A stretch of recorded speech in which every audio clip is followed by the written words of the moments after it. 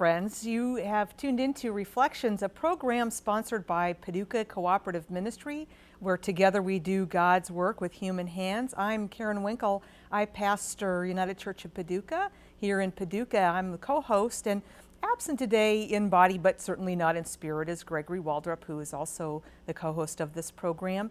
We're so delighted today to be able to talk about music in the life of the church and the great gifts that music brings to worshipers, and so we're with the givers of gifts. Shirlene Mundy is the music minister at Burke's Chapel AME. Welcome, Shirlene. And Nancy Ryan is the organist at Broadway United Methodist, and good to have you both. One of the things that Gregory and I talk about is just the arts in general, and certainly music is a significant art, and how those who are not involved in some sort of artistic practice may not enough appreciate all that goes into the bringing of a gift. You know, a typical worshiper comes and the prelude has started, and isn't that marvelous? And then here we've got some hymns and an offertory and the postlude, and worship was marvelous, and then they go home and they don't know all that has gone into the offering of those gifts. So we're just here to give our viewers a little glimpse into that world. If each of you would just talk a little bit about your life as a giver of a musical gift. How long have you been playing, and how long have you been serving the church? Shirlene, I'll ask you to speak to that first. At my home church in Illinois, I started playing for the church school at age 9. I started playing for the senior choir at age 14. And I won't tell you how old I am, but I've been playing ever since in a church.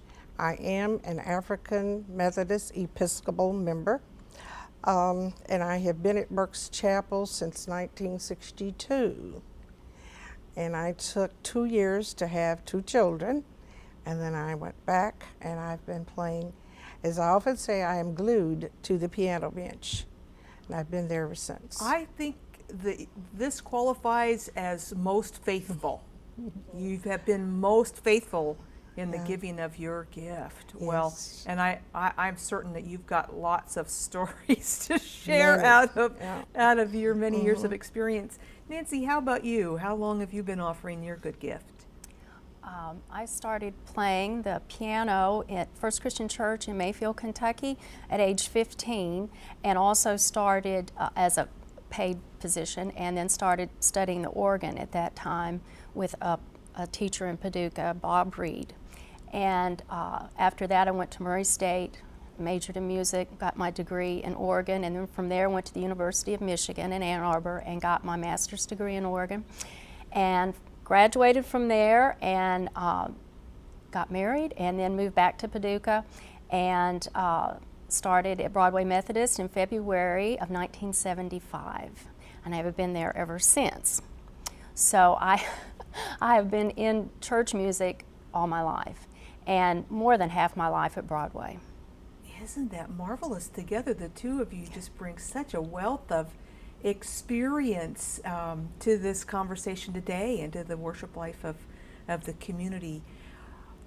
I am not a musician myself. My mother is. I learned a lot about what it takes to offer up a musical gift. When I was in college, I had a roommate who was a very gifted musician, and I heard her, from the first minute she opened up that first piece of music. She played the harp, start to begin to acquaint herself with that piece, all the way through the refining of that so that she could offer that. Help our viewers understand what goes into the preparing for just a typical Sunday. What might our viewers not know about how you offer your gift? I offer my gift because I have to rehearse myself long before I take it to my choir. And then the first thing we normally do is make the selection of the music that we're going to teach. And then we have to become prepared and know every measure of the music before we present it to the choir. And oftentimes, you have members within a choir who do not read music. So therefore, you have to teach note by note. That takes an awful long time. And then to perfect the music like you want it and interpret it the way that you would like to have it, which sometimes is not the way the composer does it. But that takes an awful lot of time and effort. So we have to be very prepared long before we go before our choirs and the other musicians in the church. So it takes me several hours to get everything ready and many hours of rehearsal at home. Mm-hmm. So say you were going to start next Tuesday introducing your choir to a new piece of music. You would have started Well, probably 2 weeks ago, rehearsing it daily, so that I am assured that I know, what is to accompany the choir, and what chords I want the choir members to sing, because sometimes if you don't have enough voices within the choir, then you have to make concessions for it, because then you have to pick out the chords that are necessary to make the beauty of the music. So it's a lot of work. Nancy, for you, how much preparing do you do before a typical Sunday? Well, my planning starts at least 3 to 6 months before a particular Sunday. We are a liturgical church, so we do go with a liturgical calendar. Therefore, I try to make selections, that would fit what particular season we're in. Plus, I do not have, I do not work or plan for the choir, but our minister of music is very good about giving me a schedule in advance, usually not 6 months in advance, but it's a couple of months in advance. I have titles, so I can also, if there's something that coordinates, I like to go with, if we've just done a piece by César Franck, I like to use a piece of organ music that also was written by the same composer, or Gordon Young, or whatever composer that Mr. Fegis or Reverend Fegis picks out. If possible, that doesn't always happen, but if I can, I try to coordinate at least one piece that would be from the same composer.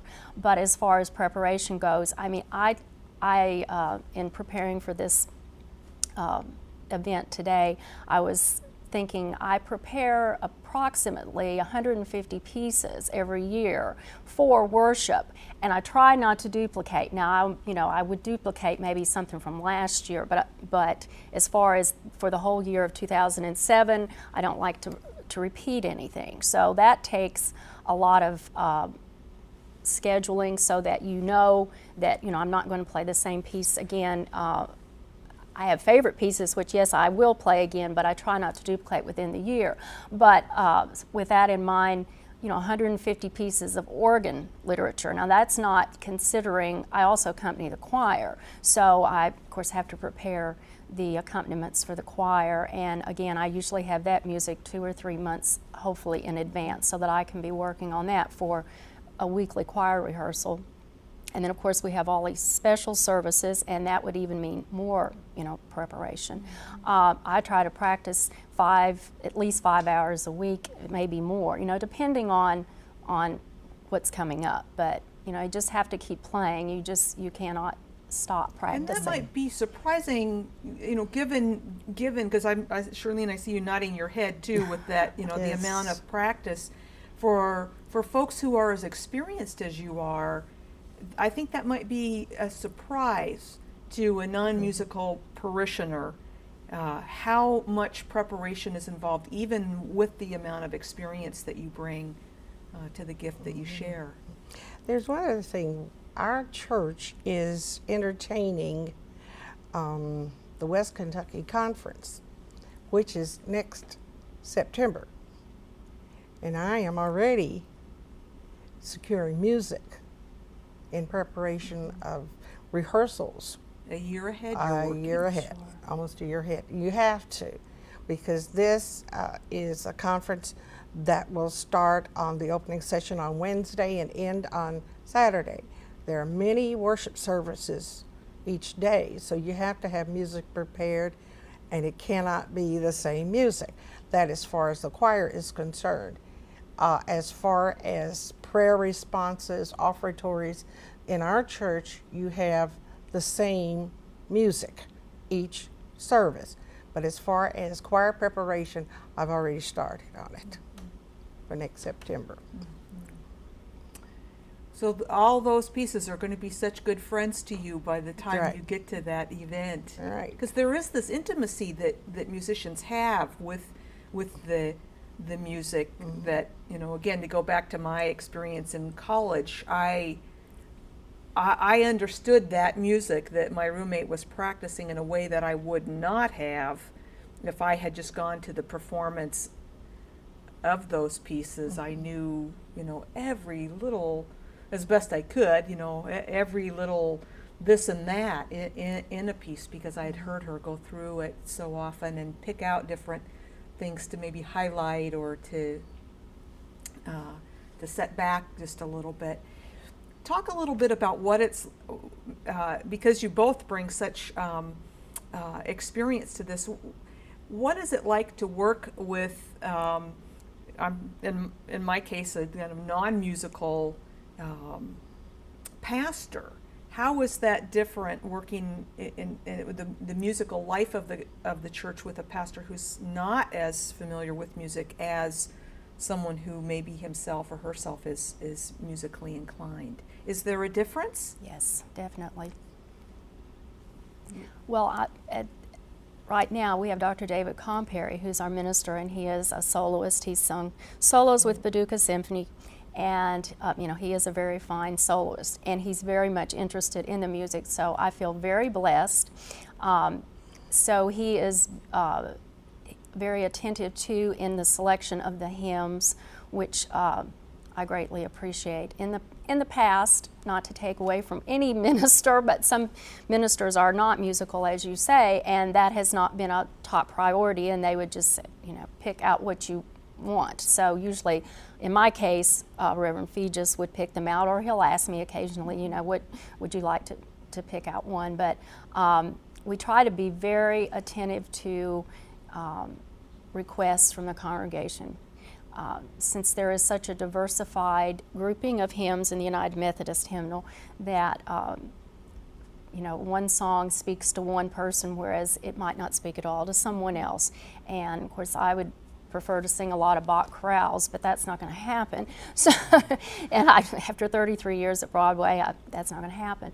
But the idea of a minister with a musical background is very helpful, and I truly appreciate Dr. Comperry's selection, and also that he's open to singing solos. So he does sing for us, as of course Reverend Feegis does too. But in working with someone that is totally out of the realm of music, usually they are most gracious and just say, you know, you pick it out, you use what you want, and it's never been a problem really, as far as my experience. That's the same thing, but you know, with my church, our former pastor chose to select the opening hymns and the sermonic hymns and the invitations. Our interim pastor now, we communicate and we try to, I try to select hymns that will, it will agree with her sermon. And Kind of support that. yeah, yeah, and also with the invitations also, because she'll tell me, you make the selection, you know, just go ahead, whatever you want, you know, but I'll try to find out what her sermon title is going to be, and then, you know, we can compare notes that way. And that is very helpful. And then I have had ministers who don't know music at all. It's not taking away from their ability to minister, but they didn't know music at all, but they would still try to make selections of the hymns. and that sometimes would create a problem, you know, with the choir.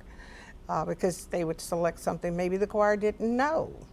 Or not And- terribly singable. No, and they would do it like 2 days before we were to be in worship service. So that created a problem. But recently, in more recent years, there hasn't been a problem at Berks Chapel. When I was a ministerial intern, I worked with a pastor who was marvelous in some really rare ways, but he was a man of the word. He enjoyed music, and we had a fabulous choir at that church, but he was also somebody that really trusted other people, and so he said to the organist, "You go ahead and pick the hymns." And I remember coming into that church thinking, now that's a little interesting. I would think you'd kind of want the hymns to relate to the scripture for the day, but I thought, well, whatever, it must be working for him.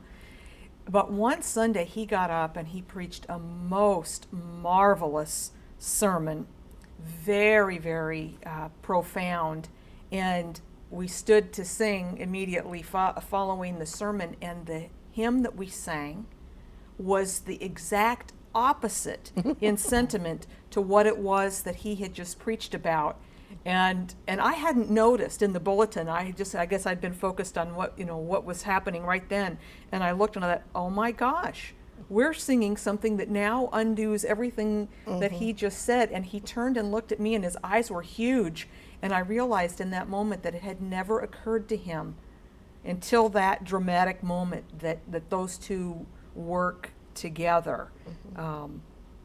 But indeed they do, and I'm sure you have experiences on either side of that example. Because I'm not a musician, and I know that pastors can often get fixated on the words in a hymn. These words say what I'm wanting us to understand. We sometimes forget other things like the singability of a hymn, or sometimes we just say make it lively, and it's lively, but it's at odds with the message. Yeah. What would be your wisdom along those lines? How?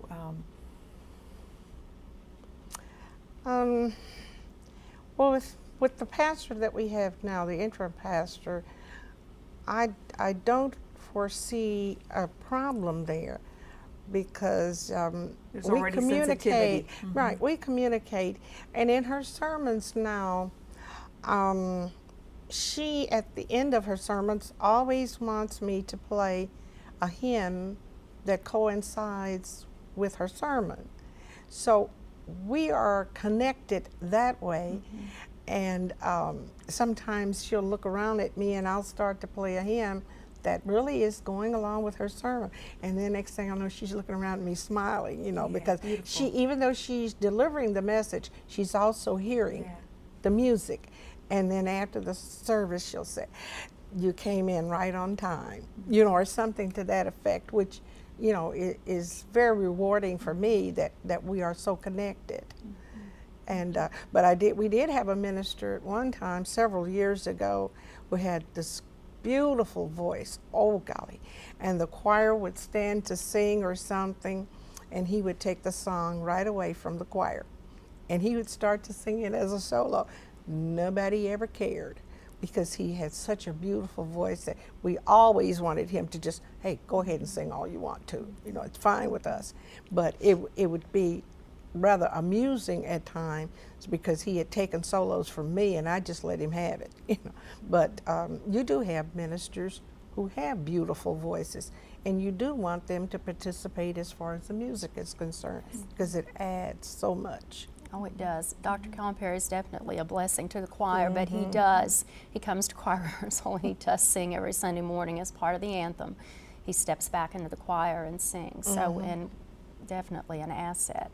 But also, as far as selection of hymns, he is very much aware of what should come right after his sermon, or as far as text, but he's also aware of the singability of a hymn, because he is a singer. But I also have experienced in the past ministers that it didn't really make a difference to them what the hymns were because they're so focused on the word, which I do believe is number one, should be number one. But if everything is coordinated and it clicks, then the whole experience is just that much more magnificent. And of course, being a musician, I think that, but I think everybody else feels that too. That if we follow a sermon with an anthem that is on the same scripture text or a hymn, then, I mean, you can see that little awe in people. And it helps bring that together. And, Yes. and certainly people are just as we learn in different ways, we are worshiping in different ways. Yes. And so it serves as this really profound complement when it's working well. It can Right. also be, Right, what you be said. at odds. Something that you mentioned earlier, Nancy, is I'd like to touch on a little bit. And Shirlene, I don't know how it is at your church, but I'm aware that probably now more than ever, any given church has a wider variety of worshipers than ever before as our culture moves away from denominational loyalty, and people do shop churches, which means that the musical repertoire that people bring with them, or the musical story that they bring with them, creates more variety. How are you in each of your settings affected by that? Because, like, coming from out west, my idea was we all know hymn X. Right. And I'd say, let's rise to sing this familiar hymn, and people would look at me like, huh? And I've noticed that even within the congregation, that people will think that everybody knows their Yes. favorite, and that's not the case. How is that a reality in each of your worshiping communities? And how do you deal with that?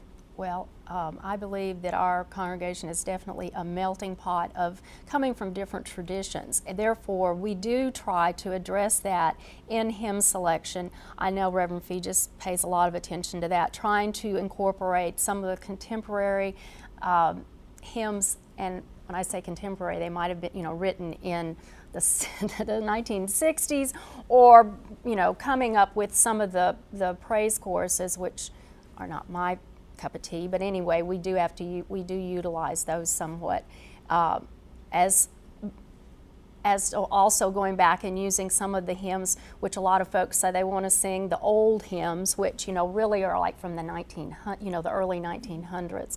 So it's like you say, it depends on where you have come from, what you consider to be, whether the old rugged cross is an old hymn to you, or a mighty fortress is our God is an old hymn. A mighty fortress is our God is really an old hymn, but depending on from your background, where you're coming from. So we try to address that situation in using a variety of hymn tunes, and they may not all be, like I said, it wouldn't be all my favorites, but I also tried to do that with my selection of service music, in that a mixture of classics and hymn tune based pieces. Otherwise, people are not coming to worship to hear an organ recital, I don't think. And I mean, that's strictly not what I'm trying to do. I mean, I'm trying to play to the best of my ability every Sunday, but it's to glorify God. It's not to glorify Nancy Ryan. And so I believe that we have to utilize all the selections that we have from our United Methodist Hymn Book. And again, we've also have another book that's called the Faith We Sing, and it has the newer choruses in it that we use to bring in the people that have come from that background. At our church, normally our opening hymn for the worship service is a hymn from our AME hymnal. Like she said, it could be one of the older hymns, like "Oh, for 1,000 Tongues to Sing," or it could be something like First Sunday, it could be "The Blood Will Never Lose Its Power," which is a newer hymn, but it all comes from the AME hymnal. As far as the other music is concerned, I mostly try to accommodate the musical taste of all members of the church. You have members who like anthems. You have members who like spirituals. You have members who like gospel or contemporary gospel. So you have to appease all taste. And if you present at least one of those each Sunday or every other Sunday, then everyone in the congregation is satisfied because they have heard something that is their taste. And so it takes a lot of work to do that, to make your selections based on appealing to your congregation, the membership. You have to be very thoughtful because Right. it could otherwise it could feel maybe a little random or a Right. little somehow all of that needs to work together. And that one of the things that I'm aware of is and that is such a lovely way to proceed. The congregations need an opportunity to have a little education around Right. what music is doing because you know, we are gathering together so that collectively our needs can be met, not so that my needs as a worshiper can be met 100% of the time. That part of my loving my brothers and sisters in church is loving that they love that music, maybe not me, and that takes a little bit of doing to help people come to that place. But that thoughtfulness that goes into the creating of the music for any given service is probably something that the typical worshiper hasn't really thought about. Sometimes they don't. We just have a minute left. Is there anything just glaring that I've overlooked that you came burning to share? I think we've covered. We've covered our duties as Christians in the church. Well, now I want to come and worship with you, so I'll Please have to come. sneak away from my Right. own church Yes. two Sunday mornings so that Okay. I can enjoy the gifts that you both bring. Oh, it's Nancy so fun. Ryan, thank you for coming Thank from you. Broadway United Methodist, and Shirlene Mundy, thank you for coming from Berks Chapel AME, and I'm so excited for what you've got coming next September that you're planning for already. Yes. Thank you for joining us today, and thank you, viewers, for tuning in today to Reflections. Please, however you can, wherever you can, join Paducah Cooperative Ministry in doing God's work with your human hands, our human hands. Shalom.